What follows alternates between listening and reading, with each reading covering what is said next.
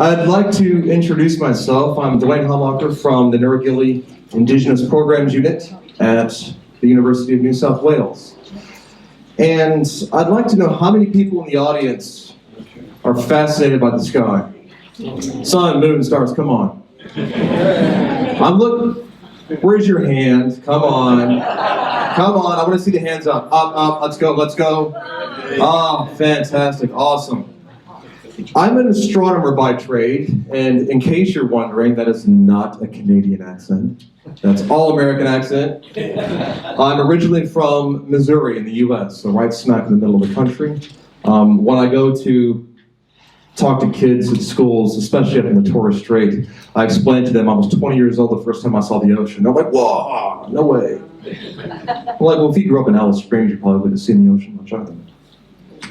Now, what I would like to talk to you about today is what I have learned the past 7 or 8 years about Indigenous astronomical knowledge. And I broadly use Indigenous to include both Aboriginal and Torres Strait Islander. The latter tends to get ignored an awful lot, but that's something we're doing a lot of work right now with. We have an Indigenous Astronomy group at UNSW, and this year it has just absolutely taken off. We've got a pretty large group of students now doing a whole range of different projects. And everybody comes from different backgrounds. I mean, my background is in physics and astronomy, and I came to do Indigenous Studies a bit later on. We've got people with biology and engineering and dance and theater, all kinds of different backgrounds that bring different perspectives to the work that we're doing.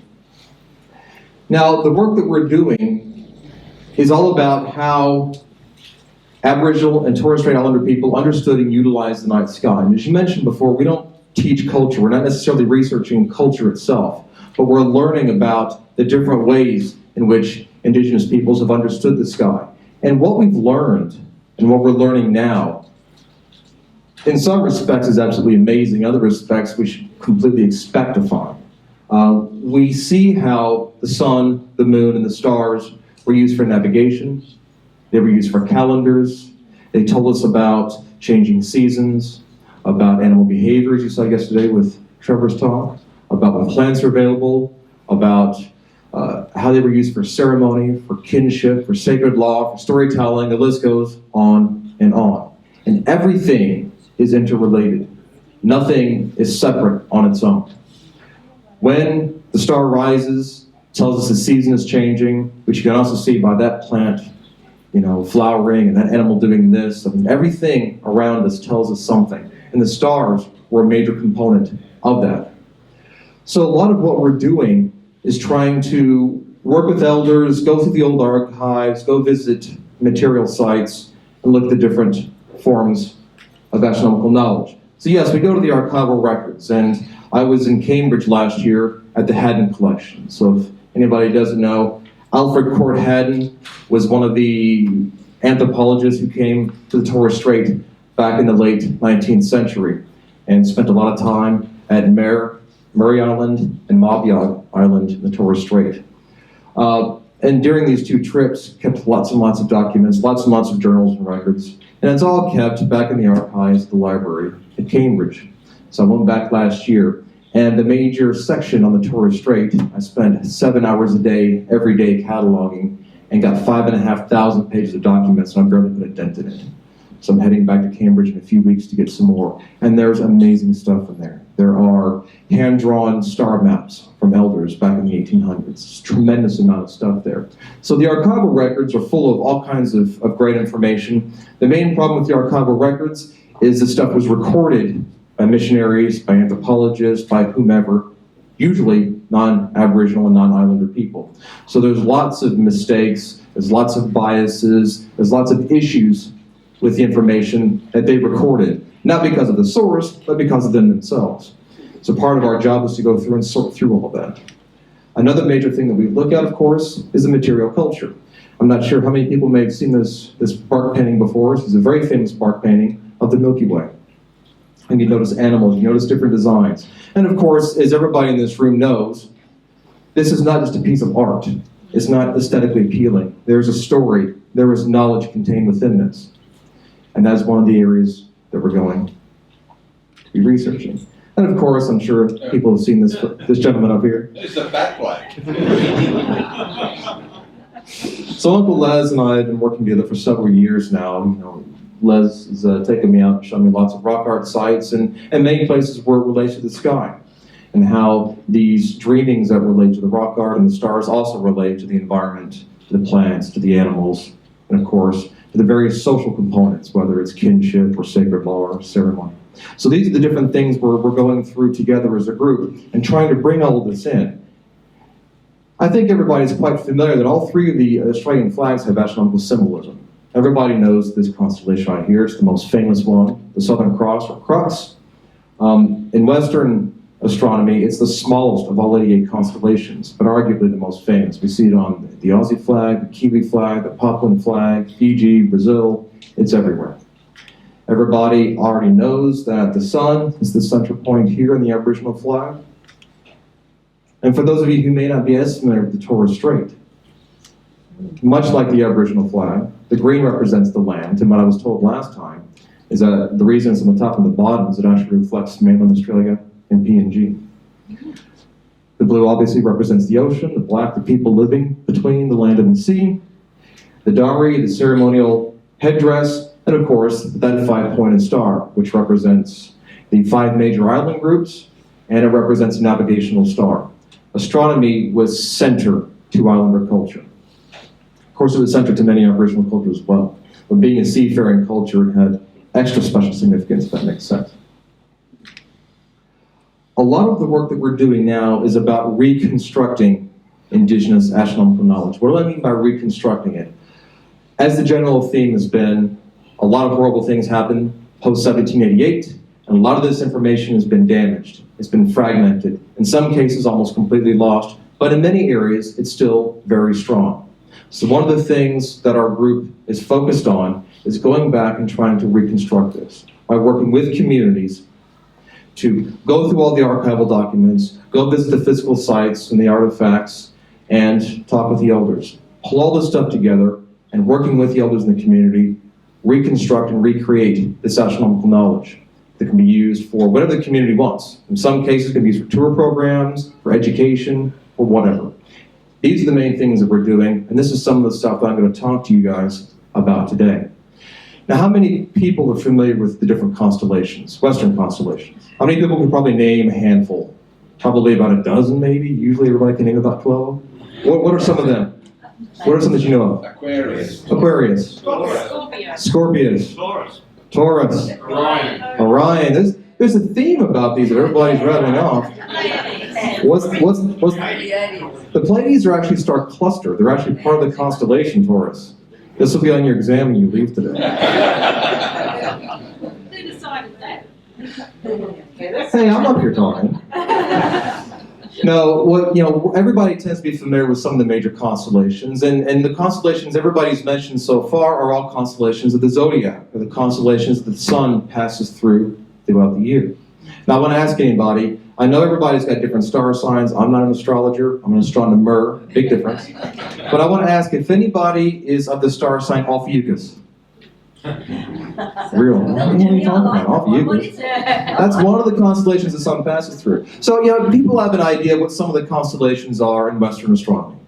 And they're familiar with the connected dots pattern to make a nice, pretty image, or sometimes you got to use your imagination a little bit to see some of them.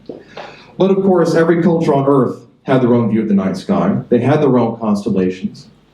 And we find this all across Australia in Aboriginal cultures and in Islander cultures. Now, one of the things that was interesting is in Aboriginal cultures across Australia, the connect the dots constellations are actually fairly rare. That it's usually special objects, like a planet or an individual star, or a star cluster, like the Pleiades, that represent something in the dreaming, whether it's an ancestor, an animal, or a planet, or whatever it happens to be. And there could be multiple views within one community, of course. You do have some examples of connected dots constellations, and I'll give you some examples of those. But for the most part, in Aboriginal cultures, they're very rare. In Islander cultures, they're still quite common. This up here, now, having said that, I've been discussing some things with you today. I'm going to be giving you a pan-Australian views of the night sky, and I'll be dropping in some examples around Sydney and the Illawarra. That's actually a project that we're just now starting to get our teeth sunk into. It's not something we've done a whole lot of work into yet. So you've learned about the stuff that Trevor's doing yesterday from his talk. Bob Fuller just joined us to do a PhD, and he's going to be looking at Aboriginal astronomy and song lines all along the eastern coast, from Queensland all the way down to New South Wales. So obviously the Sydney and Illawarra region will be part of that, and we're working on a paper right now on this. But we're really having to, find all those scattered bits of stuff around. But we'll get there. This is a special constellation that I've learned quite a bit about in the last few months from the Torres Strait. This is actually a constellation you can't see from down here. You need to be either in the northern hemisphere to see, or very close to the equator, like up near the Torres Strait or the top end. You can see it from the Tiwi Islands, Darwin, places like that. But down here from Sydney, you wouldn't be able to see it. I'm not sure if anybody would even recognize this constellation unless you're from the northern hemisphere. But this is of Bidam or Basum, the shark. Basum in the eastern Torres Strait in the Meriam language, Bidam over in the Kalayagola language near Mabia. How many people recognize this group of stars here? Nice try. No. Isn't that they call this the saucer, the the Great Bear. No, That's right. That's the main constellation is Ursa Major, the Great Bear. This is actually what we call in astronomy an asterism. It's part of a constellation. I mean, obviously that's from the Western viewpoint, but these stars here form the asterism of the Big Dipper. So for us in the Northern Hemisphere, especially in America, this is our version of the Southern Cross. This is the one thing everybody knows. You always look up in the sky and you can see it. These 7 bright stars trace out the main body of Bidam, or Bison the shark. The tip of it actually goes to here, and the tail goes out a bit further up towards Arcturus. But the point is, it's a nice connected dots constellation, and they call it Basum or Bidam. Is that the end of the story? Of course not. There's a lot of knowledge tied in with this. When Basum begins to rise at a certain time of the year, it tells the islanders a whole number of things. So in the islands, still practice agriculture, everybody hunts, dugong and turtle, everybody fishes, and everybody has their, well, everybody has their gardens.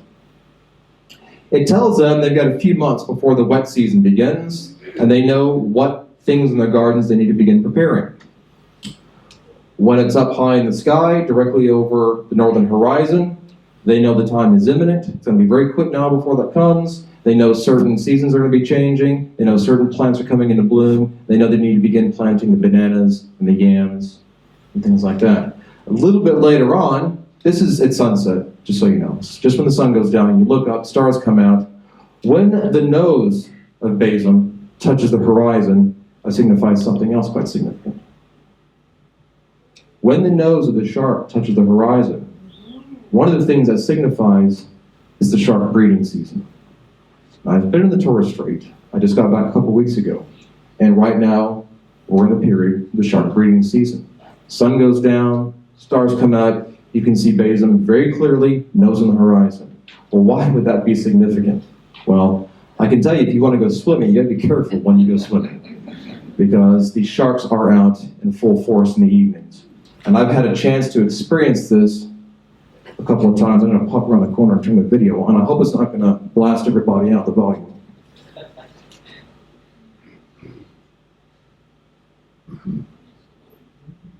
That's all right, it was a slightly different video. My computer restarted itself, which is why we had a technical problem. That's okay.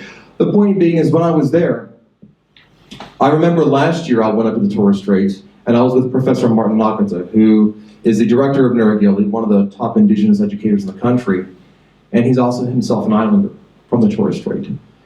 And we were going up to Mare, which is Murray Island, to do some of the introductory work with the communities on this big project we have on islander astronomy.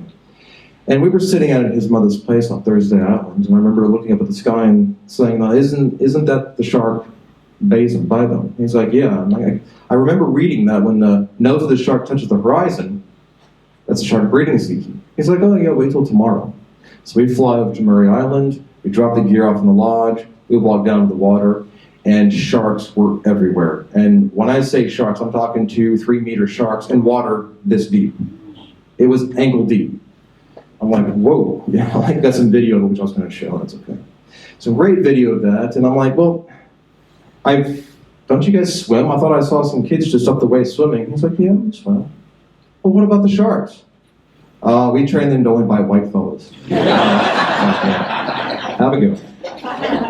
And just a couple weeks ago, when I was on Murray Island again, people get obsessed with their kids going like 2 blocks away to the park, like they got this overprotective environment. I see kids running up and down the beach, and there's a shark like half a meter away in water this deep, and kids are fine. Kids know the stuff. Kids, they're brought up in this environment. It doesn't bother them, it doesn't faze them. I can just imagine if you take any of the families out of Sydney and stick them up there and see what happens, the parents would be losing their mind. But we're doing a big project up there on Torres Strait astronomy. We got a major grant from the Australian Research Council to do this. And during my last trip, I got some video, and I'm shortening my talk a little bit today because we're going over time a little bit, but I wanted to share one of the stories of the moon. This is actually a song and a dance that was performed for me. I was given permission to film this. Actually, they asked me to film it, and they gave me permission to show it and make it public. So with the islanders, we talked about constellations. The sun and the moon are also incredibly important. This song is about the rising moon dance. It's called Gedge Togia. There are 3 words to the song. Gedge, Togia, Milpanuka. Gedge Togia basically means rising over home. Ged meaning home, Ged being Murray Island, and Togia meaning rising. That's an Amerindian language there locally. Milpanuka is a Mabiog word for the moon. The song is actually in 2 different languages. So I'm going to play it for you real quick. I've recorded quite a bit of it, but I'm just going to zip ahead to the major part of the dance.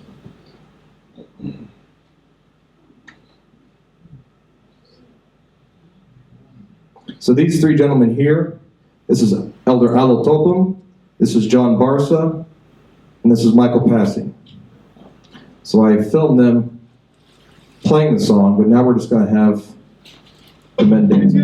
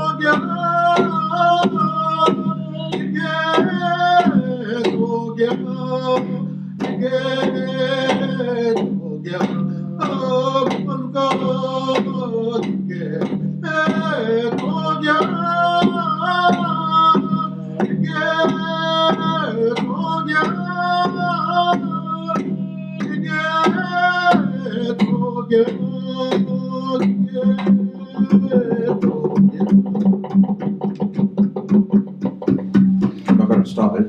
Don't keep going.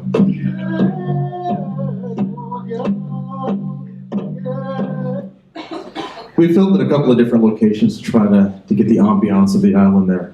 Now, of course, if you were to see this down at Circular Quay in Sydney Harbor, we'd see like a really nice performance. Beautiful dance performance, everybody claps, throw some change down. This is not a dance performance. This is transfer of knowledge. There's a lot that goes on in this song. When you think about it and you look at the details and the islanders explain what was happening here, you see the symbolism and the artifacts they're carrying. You listen to what they're saying about the moon rising from the east. That only makes sense if you're looking at it from Mabiog Island. It wouldn't make sense if you're at a different island. It shows cultural connections between those 2 islands and how knowledge is shared. So before I showed you Basum or Bidum, that's also used for navigation. And one of the ways is those 2 stars of the body pointing directly towards the North Celestial Pole. Just like we can use the Southern Cross to identify south. So there are lots of elements to this. And when he was talking about the song Gedge Togia, Uncle Topham told me that when they were fighting for sea rights 25 years ago or so, he actually had to perform this song in court because the lawyers were saying that in the islands, and they said the same thing across Australia, each individual island or each individual group was a separate entity, an enclave that didn't have any connection with the other ones. There were these little, little places themselves, there was no connection between them. And of course we know that to be complete rubbish. We have song lines that go across the country, north, south, east, west, from the Kimberley down to New South Wales, Central Desert, and all along the coast. We know this happens. The same thing happens, of course, in the Torres Strait.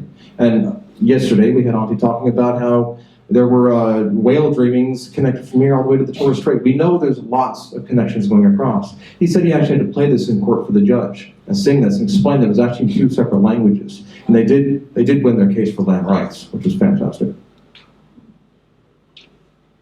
He also said he was the youngest person who took the stand and witness, and he was 60 at the time. So there are a lot of people out there who still possess this knowledge. And before I continue, one of the things I really want to focus on, that I should have mentioned at the beginning, the core of what we're doing is explaining and demonstrating that Indigenous astronomical knowledge was not simply what we might call myths and legends or fairy tales. They're not just stories. This is scientific knowledge. Science is not restricted to Western culture and society. Every culture has a form of science. You explain the natural world, you have just stories to explain that, you find these connections all across the natural world, between plants, animals, the land, seas and sky, the people, everything is all connected. So what we're demonstrating here is that Indigenous people have already long known this. They have science, they have scientific knowledge. And all we're simply doing is highlighting the scientific knowledge these people have been generating for a very long time. So we don't go from the position that scientific knowledge is only from the West and Indigenous is completely different. No, Indigenous people around the world have scientific knowledge. And the rest of the world is starting to come to terms with that and starting to realize that. I think something like 70 or 80% of all new pharmaceuticals come from Indigenous sources. This is not something new. We've known this for a long time. But even in my own field, even with some of the astronomers, it's very difficult to get them to understand that cultural knowledge is scientific knowledge. It's passed down through generations, through oral tradition and material culture, through song, through dance, through art, even though it's not really art. Now I want to give you a few examples of some of the stuff that we've learned about stars and calendars. Now I talked before about, we all are familiar with connected dots constellations, and I've mentioned a few specific objects. But what you find across Australia are not connected dots constellations from the bright stars, but rather from the dark spaces. So what we have here is the Milky Way, stretching across the sky. Now for those of you who may not realize, the skies from the southern hemisphere, particularly in a dry continent like Australia, are amazing. You don't get this up in the northern hemisphere. The reason it's so beautiful down here is you see a bulk of the Milky Way, you see the big Magellanic Cloud, you see more stuff in the sky than we see up in the northern hemisphere. So the skies down here really are truly amazing. But instead of looking at the bright stars, like you got the Southern Cross here, you got the 2 pointers, you got the stars of Scorpius here, does anybody else see a shape in the Milky Way looking at the dark spaces? Raise your hand if you see a shape. What do you see? You see an emu. That's one of the things. So you can see the head, the beak, the neck coming down, here's the back, here's the belly, the legs going back behind it. It's fantastic. You see lots of dark constellations that represent animals, that represent creatures. So in the Warman traditions, this is an evil cave, or a cave in which an evil spirit dwells. And if people break sacred law, he'll cast down a fiery star. There are kangaroos, there are crocodiles, there are emus, there's a whole range of animals you can see just in this little stretch of the sky here. Of course, this goes around. You see other dark patches in the sky as well. You find this all around Australia. So there's the emu in the sky. Really is beautiful, very easy to see. And once you see it, you'll never be able to look at the Milky Way and not see it the same again. It really stands out. You're like, God, how did I not see that before? And even when I talk to schools and kids and stuff, and I introduce them, I say, what does that look like? They're like, that looks like a bird. Is that an emu? Yes, it's an emu. It's exactly what it is. Now, I know my laptop restarted, so I'm willing to bet I was going to play a video, and that's okay. Give me 2 seconds, and I'll bring it up real quick.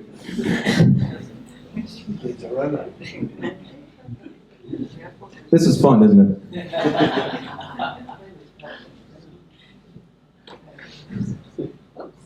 So everybody gets to see everything on my computer. I don't have anything dodgy on here, I promise. God, I hope.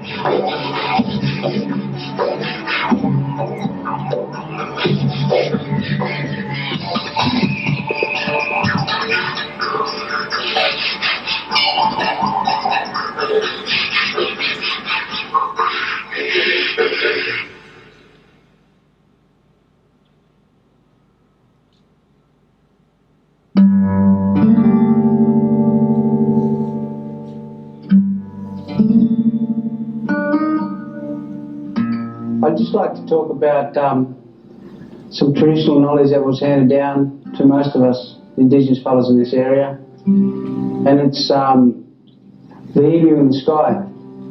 Around April, May every year, the emu will appear in the Milky Way. Just underneath the Southern Cross, you'll see a dark spot, a rounded dark spot. That's the head of the emu. In front of him, of course, is his beak. And as we follow it down, you can see his neck in the dark spots of the Milky Way. Comes right down to his body. Then you can see his legs. And you can see a couple of eggs underneath. At that certain time of year, it's the time for us to go out and collect emu eggs. We go out, of course, into the bush, always leaving some eggs for next year and for generations to keep going. They only last up until early June. Anytime after early June, they start getting chicks in them. But before that, from April, May, you're pretty right to go gather.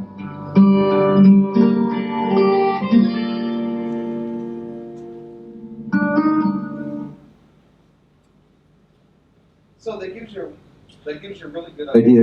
There it is. That gives you a really good idea of one of the ways in which this knowledge can be utilized.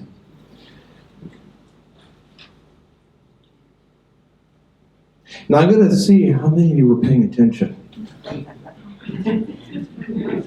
When he was talking about the emu, what was the gender of the emu that he was talking about? No. He said he a lot. Why would he be saying he? I'll tell you guys, you already know the answer to this. Right, because the male emus are the ones that sit on the eggs. Right. Now, there's a whole lot more to this, and I know Bob Fuller did an entire paper on this, on Gamilaroi, views of the emu in the sky. Where the emu in the sky is, so this is just after sunset. Again, when the sun goes down, stars come out, you see the emu starting to rise in April, May. Where it is in the sky at that time of the night means different things. Towards the beginning of the night, it's the females chasing the males. Later on, it's the males sitting on the nest. You know, it means different things throughout the year.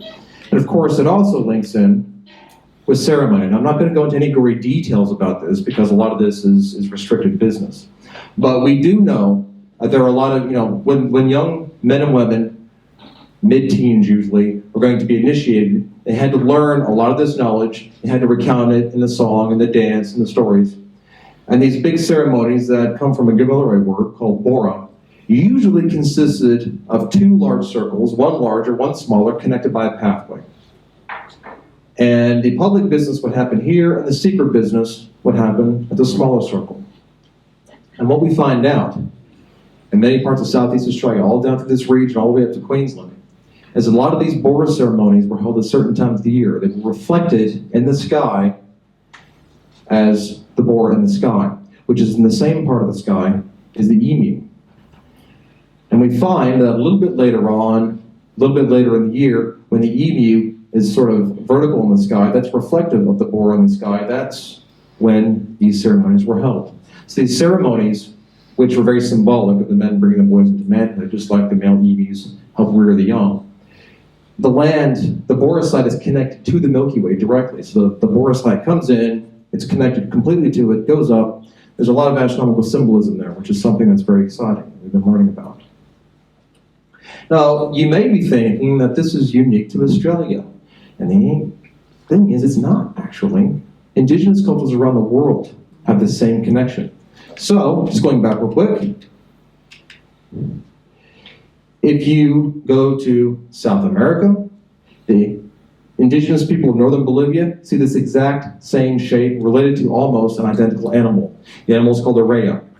It's a large bird-like, just like an emu or an ostrich. See the exact same pattern in the sky and have very similar traditions. The Inca saw it as a llama, or llama. And these two stars here, the pointer stars, were actually the eyes of the llama.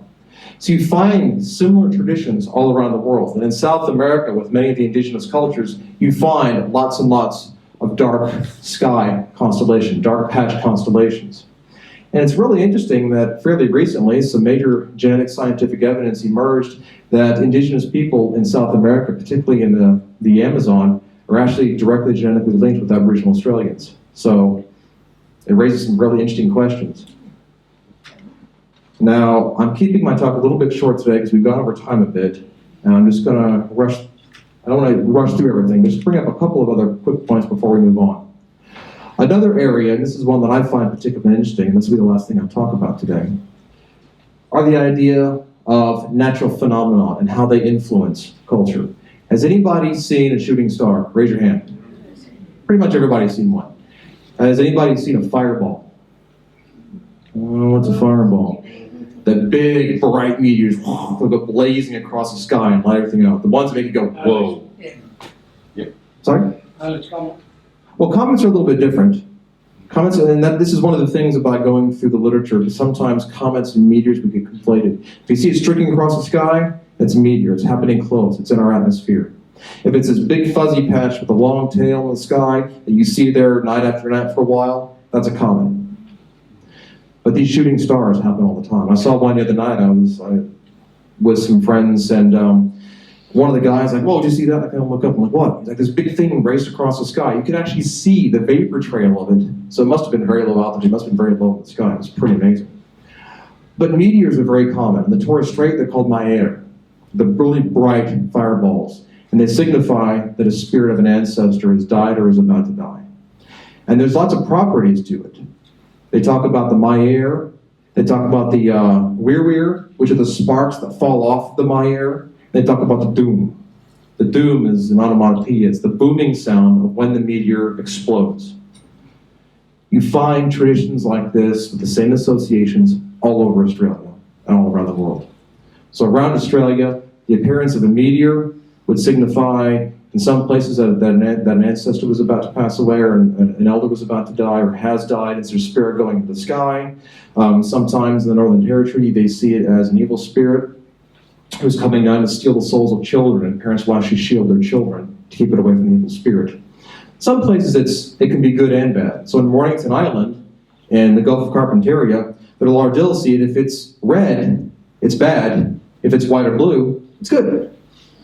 You come down here along the coast, and the Oarlock people, and the records, the archives we've read, actually see it as a positive sign. So the things vary quite a bit over time. But what's interesting is sometimes these bright fireballs actually hit the ground. This is a tradition from Melbourne, just outside of Melbourne. And it talks about how Bunjil is kind of equivalent to the Miami that we have up in this region. The main, call me All-Father, is sort of an equivalent in English. But he's sort of the main figure. Bunjil was very angry with people breaking sacred law, and he cast down a fiery star, and it created this giant cavern, this bottomless pit.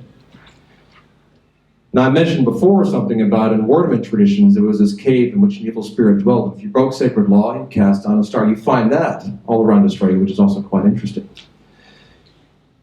But there's one problem with this. So this story has a very specific location.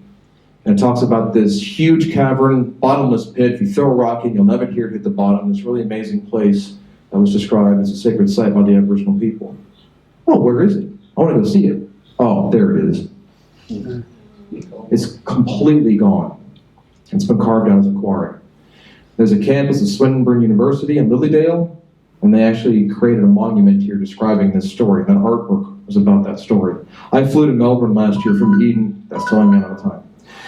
Last year I flew to Melbourne from Eden, and I saw this giant pit. I think it's about half a mile deep. I'm like, wow, what is that? And then it dawned on me. That was the thing I was getting ready to talk about at Monash University, the same thing. Completely destroyed, which is really unfortunate. There's a lot of places where the traditions and the culture are alive, and places where profit gets in the way and these sacred sites are completely destroyed. Now I'm going to take one more minute because I want to tell you about a fascinating place in the Central Desert. This is Auntie Mavis Malbanka. She's still alive. She is a tradition of the Western Aranda people, and she tells the story of Nura. The story of Nura is that long ago in the dreaming, there were a group of 8 women who took the form of stars and were dancing a corroboree in the Milky Way. One of the women had a baby, so she put the baby in a wooden basket, a kuleman or a turna, and set him down in the Milky Way and went off to dance the corroboree with the other women. Well, as everybody knows, the kulemans are not very stable. The baby rolled off the Milky Way, fell to the ground, the kuleman hit it, and when it hit the baby, it pushed the baby down and covered him up and drove the rocks around it upwards. The baby's parents, the morning and the evening star, continue to search for their lost child today. And if you look in the sky, you can actually see the turna falling out of the sky. There must be a video. We're not going to play now. You can see this little arch of stars called Corona Australis, and that signifies the baby falling out of the Milky Way. And where the baby fell, the Aranda people called Nura. The scientists, the geologists, actually called this Gusts Bluff crater. This is a gigantic meteorite impact crater. This crater, the whole thing, the edge goes all the way out to here. It's 22 kilometers wide. This ring-shaped mountain range here, which is one of the most amazing places I've ever seen in my life, because I've been there, it's gorgeous, is about 5 kilometers wide and about 150 meters high. This was formed in the Western scientific explanation by an object, a small asteroid, actually a good-sized asteroid, I should say, falling out of the sky, hitting the Earth, and creating this giant impact crater. So the stories between the Western Aranda and science are virtually identical, just couched in a slightly different language. And what we find all across Australia are these indigenous stories, Aboriginal, Islander, and around the world, contain records of natural events. They contain scientific knowledge about the relationship between stars, seasons, plants, and animals. And all of this knowledge was encoded in oral tradition and material culture that was passed down to successive generations over millennia, tens of thousands of years, in fact.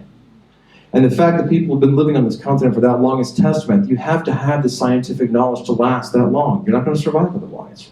Humans are very resourceful, and we have incredible memory. I think in our day and age, we can pick this thing up. We have the whole of human knowledge at our fingertips. We don't think much about the power of memory. We have incredible memory. How many people joke around that you can't remember what you did yesterday, but you can remember the song lyrics for like 3,000 songs. Song is a great way of transferring knowledge, which is why so much of this is in song. And it's not a performance. It's not just aesthetically appealing. It's not just a nice rhythm. It contains all of that scientific knowledge. So I think I'll go ahead and stop there, just going a little bit over time, and see if anybody has any questions. How long ago did the scientists say that crater was created? 142 million years ago. And what I didn't have time to show you is there's another little crater field about 150 kilometers south of Alice Springs that formed 4,500 years ago. And the Aboriginal, the Lurich elders from back in the 1930s said, this we don't go to, it's an off-limit site. This is where the fire devil ran down from the sky, set the land on fire, created those big holes, and killed everybody for breaking sacred law. We don't go near there. And even though a couple of craters would fill up with water during rain events, and so we don't go collecting water from those, because if we do, the fire devil will fill them with iron again. A record of a meteorite impact event that survived over 4,500 years. And that's some of the younger natural events that we've learned about. You've got another 2 minutes, yeah? Those 8 sisters who were dancing up in the sky, yes. Are they what we know as the Pleiades? The Pleiades are actually the opposite side of the sky. So what we're looking at there in the Milky Way is the big, the galactic bulge, as we call it in astrophysics, is the biggest part of the Milky Way, right where Sagittarius and Scorpius are. The Pleiades are the opposite side of the sky. They have a story about the Pleiades that's totally different from that. Mary. Right, thank you very much.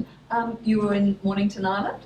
No. Oh, okay. No, I think you should go because they have some fabulous streamings related to the night sky. And there's one about Gidja, the moon, and Leolin, the morning star and the evening star, Leolin. Yeah, so I recommend you go there. I'm absolutely excited about the possibility of going, and this is the fun thing about doing this research, is it takes me all across the country, to places I would never have gone to otherwise. As an American, you know, it's fascinating to come to Australia in the first place, but then to go to places, you know, going to Uluru, going to Oarlock, going to Kakadu, going to Murray Island, these places, you know, most people never get to see, well, maybe Uluru people go to, but I've been to a lot of places people don't get to see, don't get to go to. There's only so many hours in the day and only so many days in my life, and I'm hoping I can get as much out of that as I possibly can. Okay. I'd just like to compliment Duane on a truly excellent presentation, and he said some things.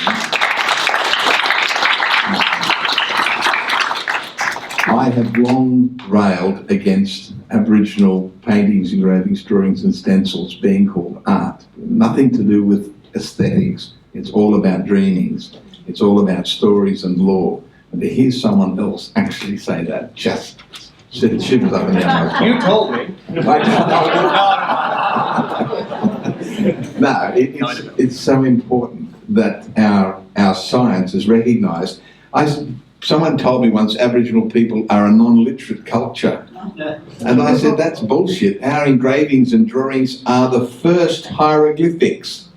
We're the first writers. And we did it about 30,000 years before those damn Egyptians copied us. And we've got the creation stories, Wakalake sisters and other creation stories that are tens of thousands of years older than Adam and Eve. That's just a plagiarised version of us. That's what I say. Duane, thank you very much. Let me show you. Thank you.